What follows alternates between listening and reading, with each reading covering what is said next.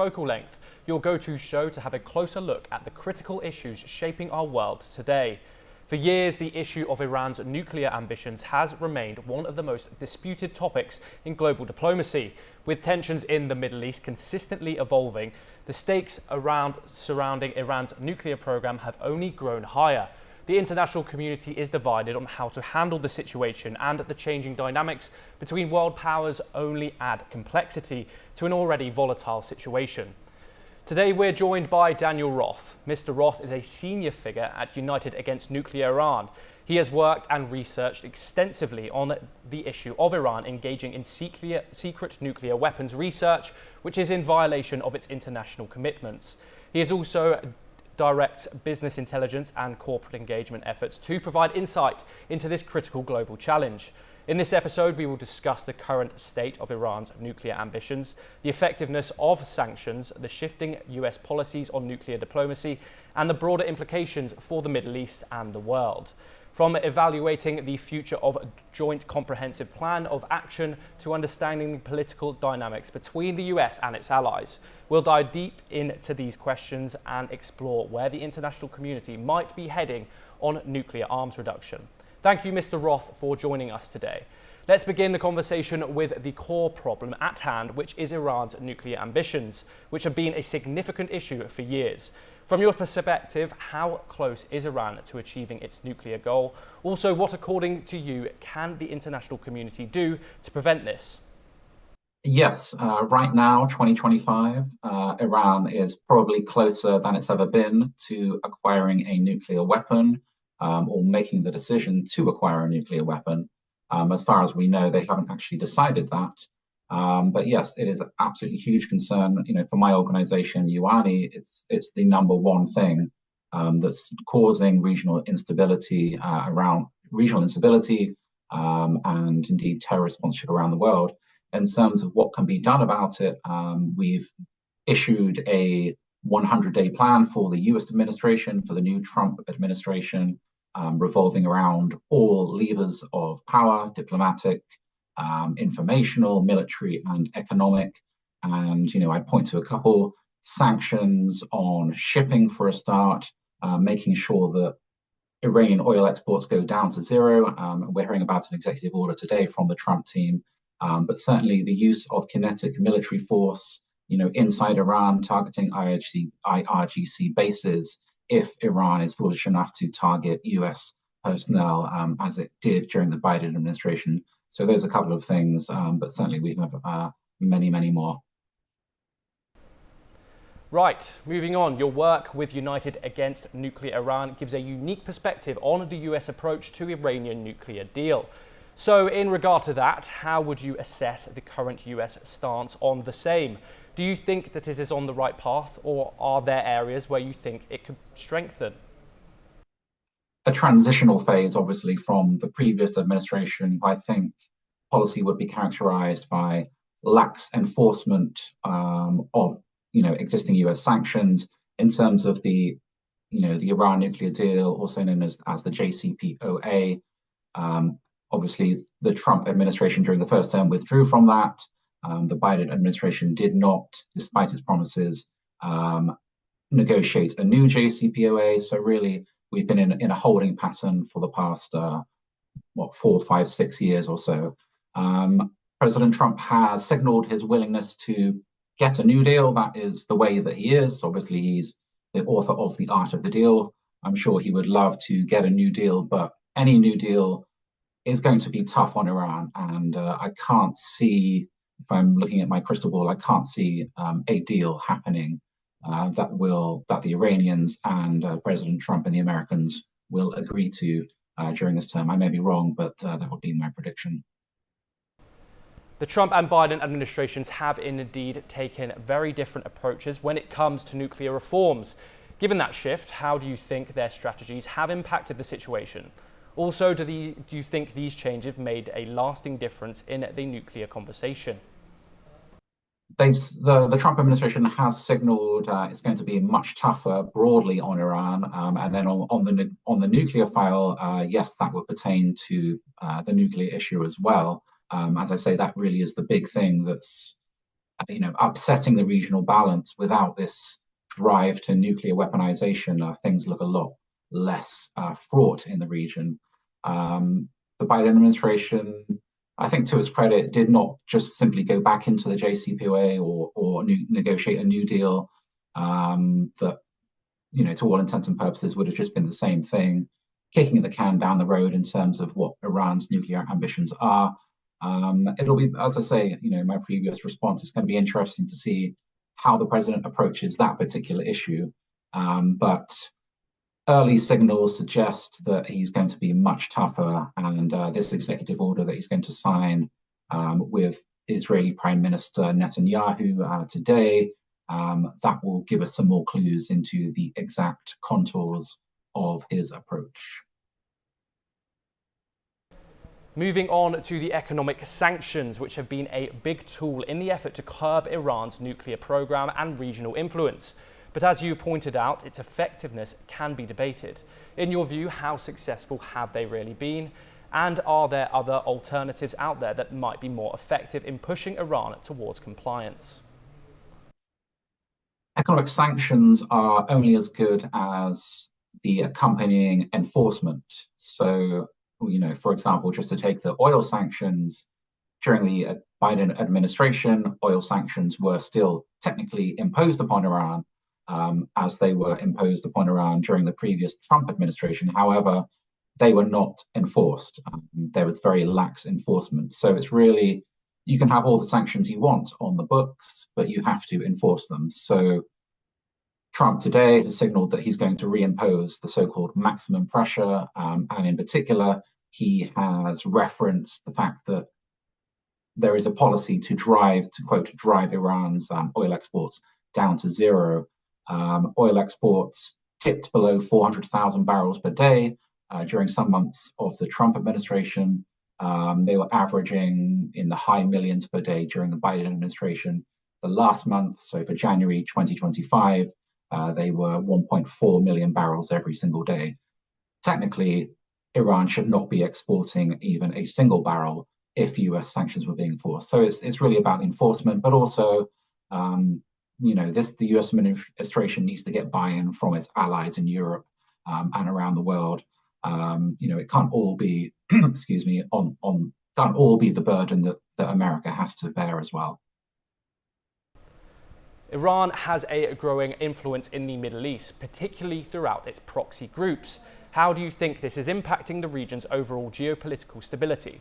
And what role do you think the US and European powers should play to help stabilize the situation? Yes, Iran is consistently, I think, even from 1979, it's been the world's leading state sponsor of terrorism, and in particular, the Middle East feels that more than any other region. But it's not limited to the Middle East. Argentina springs to mind. Even there's terrorist plots in America, in Europe, all around the world. But certainly, Iran is the key and major source of instability in the region. In terms of what the US should be doing, just adopting a far more robust approach than what we've seen in the past 4 years. I don't think President Trump is going to accept Iranian proxies or Iran itself, targeting US personnel that are still stationed in Syria, for example. They attacked, I think it was between 100 and 150 times, and very limited responses. I don't think the president's going to accept that any longer. And yes, as I said before, there should be some more willingness from America's coalition partners to also engage as well. We've seen a little bit of that in terms of the Houthis, UK involved in strikes against Houthis, but even they have backed down now in anticipation of Trump taking a more hardline approach. With the future of the Joint Comprehensive Plan of Action, also known as JCPOA, up in the air, as you've noted, there's a lot of uncertainty. So where do you see nuclear diplomacy with Iran heading? Do you think there's still a chance for a new agreement, or is it time for a completely new approach? I think a different approach is certainly necessary. The JCPOA, in my view, was not a good deal. It, as I said before, kicks the can down the road. It did not contrary to how it was marketed, it did not stop Iran from developing nuclear weapons. It simply delayed it and delayed the inevitable. And in fact, it was signed in 2015, so we're approaching the 10-year anniversary. It still exists on paper. Obviously, the US is not a party to it anymore.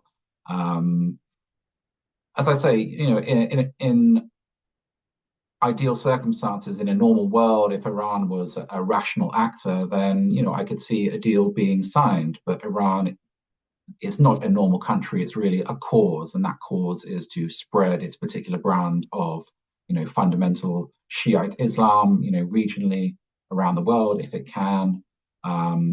It is constitutionally, it is pathologically anti-American, anti-Western, obviously anti-Israeli.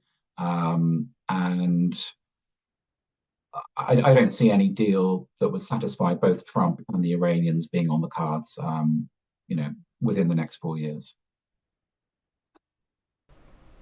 Now, as someone deeply involved in international public policy, you've seen how global power dynamics are shifting. With all these changes happening, what do you say are the biggest shifts we're witnessing today?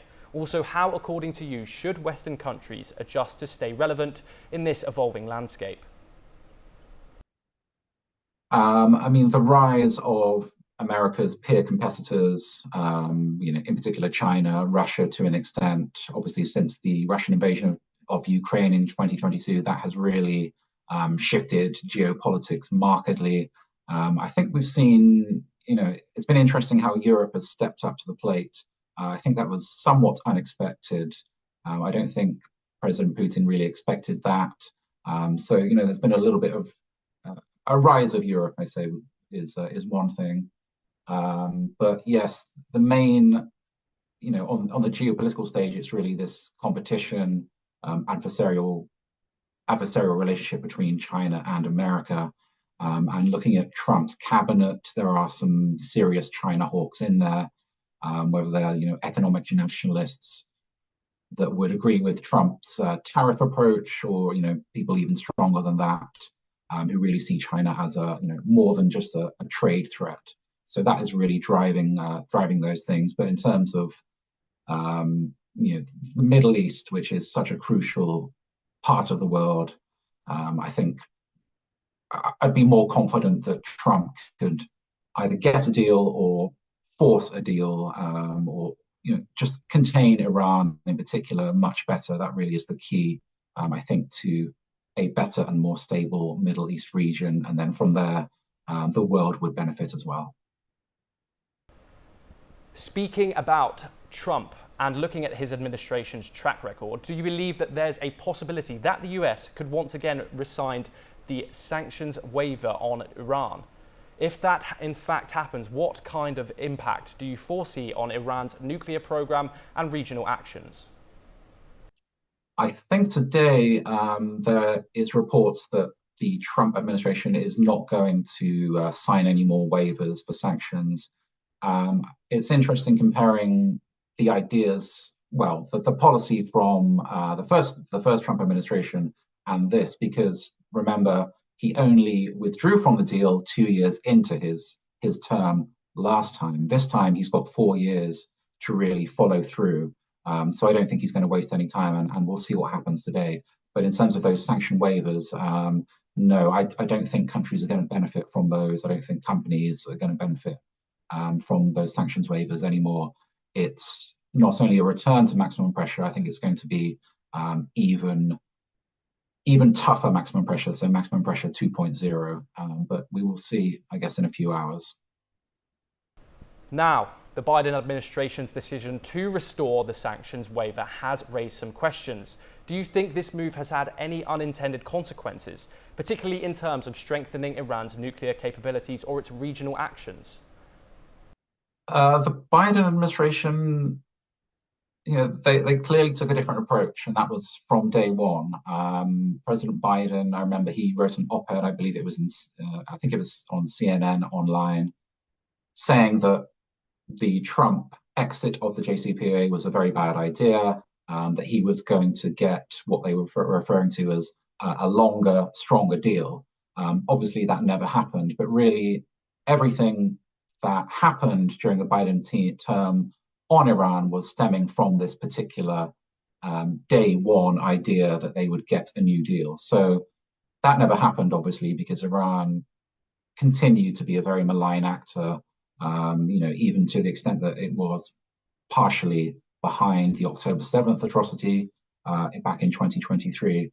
So there was never any neither the political appetite nor any real opportunity for the Biden team to actually get that deal. So once that was clear, President Biden never wanted to really discuss Iran. That was also very clear.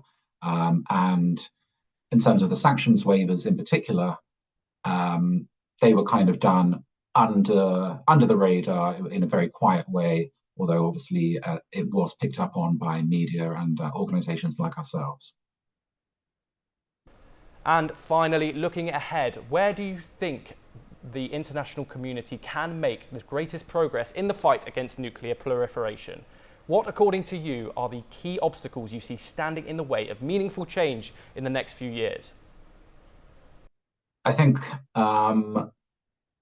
the international community must kind of unite, around America, but they have their own concerns. Europe is certainly within range of Iranian missiles that potentially could one day form the basis of a nuclear warhead.